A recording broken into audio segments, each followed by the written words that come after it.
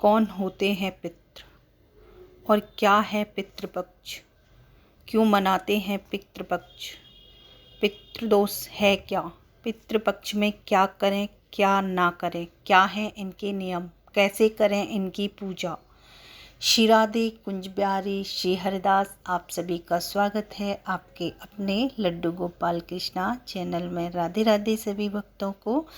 तो आज हम इस वीडियो में जो बताने जा रहे हैं कि क्या ज़रूरी है पितृपक्ष पूजा करना, क्यों करते हैं पितृपक्ष पूजा और कौन करता है, किस लिए करते हैं, ये सारे नियम इसमें हम बताएंगे। तो आप प्लीज़ पूरी वीडियो को देखिएगा, छोटी सी वीडियो है। राधे राधे सभी को। जानिए सुनिए, पितृपक्ष में हमारी पूर्व धरती पर आकर के हमें सूक्ष्म रूप से आशीर्वाद देंगे और हमें अपनी कृपा प्रदान करेंगे। पितृपक्ष में पितरों की उपासना कैसे की जाएगी, इसके नियम क्या होंगे और क्यों पितरों की उपासना करना आवश्यक है, इन सब पर हम आज चर्चा करेंगे। देखिए, जो लोग परिवार से दूर चले जाते हैं, जिनका देहांत हो जाता है, तो वो पितृ बन जाते हैं। वो उनको ही पितृ कहा जाता है, उनकी ही ये पूजा उपासना होती है। तो देखिए, जो व्यक्ति की मृत्यु के बाद उनका जन्म नहीं हो पाता, वह सूक्ष्म लोक में रहते हैं और ऐसा माना जाता कि वह पितृ रूप में रहता है और इन पितरों का आशीर्वाद सूक्ष्म लोक से हमारे परिवारजनों को मिलता रहता है। पितृपक्ष में पितृ सूक्ष्म रूप में धरती पर आकर अपने लोगों पर ध्यान देते हैं और आशीर्वाद देकर के उनकी समस्याओं को दूर करते हैं।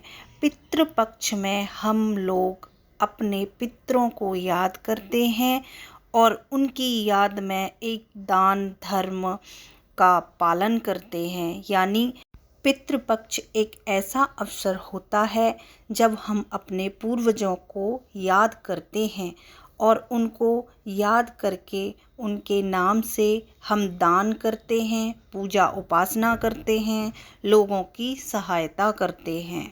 ऐसा हमें ज़रूर करना चाहिए, क्योंकि जिनके आशीर्वाद से हमारा जीवन चल रहा है, उनको याद करना, उनका आशीर्वाद लेना आवश्यक होता है। जैसे कि इस बार पितृपक्ष आज से आरंभ हो चुके हैं, ये 14 अक्टूबर तक रहेंगे। ये जो 15-16 दिन ही हैं, ये बहुत मूल्यवान दिन हैं।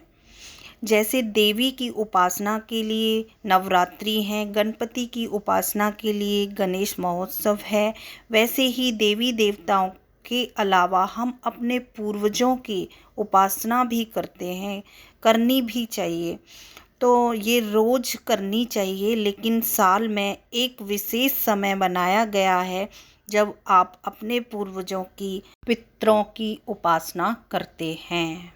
तो देखिए, जो पितृपक्ष की जो 15-16 दिन की अवधि होती है, वह बड़ी मूल्यवान है और उनका लाभ उठाने के लिए आपको अपनी प्रार्थनाओं को पूरा करने के लिए आपको किन बातों का ध्यान रखना है। तो पितृपक्ष में हम अपने पितरों को नियम से जल अर्पित करते हैं और जल अर्पित करना, जल देते समय आपका जो मुंह है वो दक्षिण दिशा की तरफ हो और दक्षिण दिशा की तरफ ही मुंह करके जल दें। जल के अंदर काले तिल अवश्य डालें और काले तिल डालने के बाद कुशा एक घास होती है जिसे पवित्र घास माना गया है। उसे पितरों की पूजा के लिए बहुत शुद्ध माना जाता है, इसलिए कुशा को हाथ में लेते हुए आप दक्षिण की तरफ मुँह करके जल दें। जल का समय होगा 11:30 से 12:30 बजे तक का, बहुत मूल्यवान समय बताया गया है।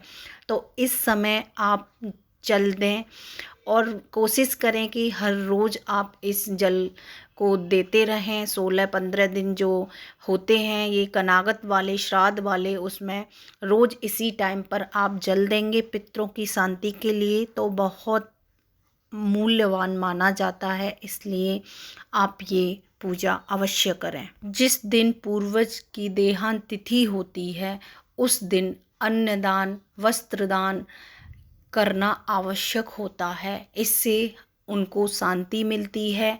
आपके भी जो नक्षत्र होते हैं वो शांत होते हैं।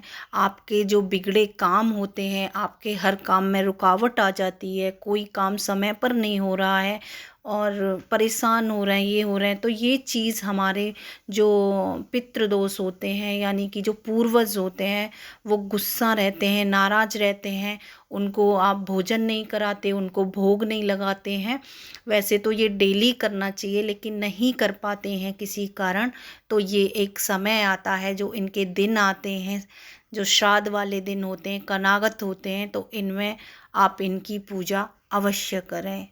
और उसी दिन किसी निर्धन व्यक्ति को भोजन भी कराएं। भोजन कराया भी जाता है, ये चीज़ ना भूलें। किसी को खाना ज़रूर घर पे बुलाकर, आसन डालकर, ज़मीन पर बिठाकर अवश्य खिलाएं। इसके बाद पितृपक्ष के काम समाप्त होते हैं। वैसे श्राद्ध हम उनकी तिथि पर कर लेते हैं, लेकिन जो पितृ विसर्जन अमावस्या होती है वो कुछ लोग उस तक भी रुकते हैं, क्योंकि वो दोबारा भी करते हैं उस दिन।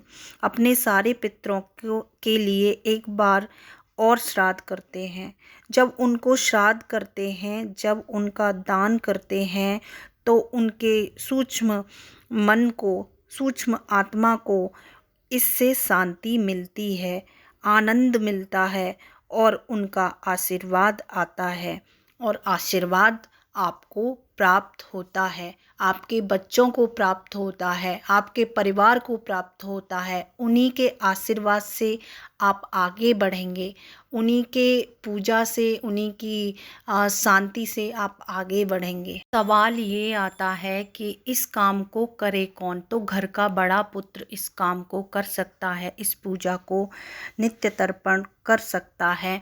और अगर पुत्र नहीं है तो कोई भी घर का पुरुष ये काम कर सकता है। अगर कोई आदमी ही नहीं है घर पर तो स्त्रियां भी इस पूजा को कर सकती हैं, इस श्राद्ध को कर सकती हैं। लेकिन एक चीज़ का उनको ध्यान रखना पड़ेगा, पितृपक्ष की सावधानियों का वो पालन अवश्य करें।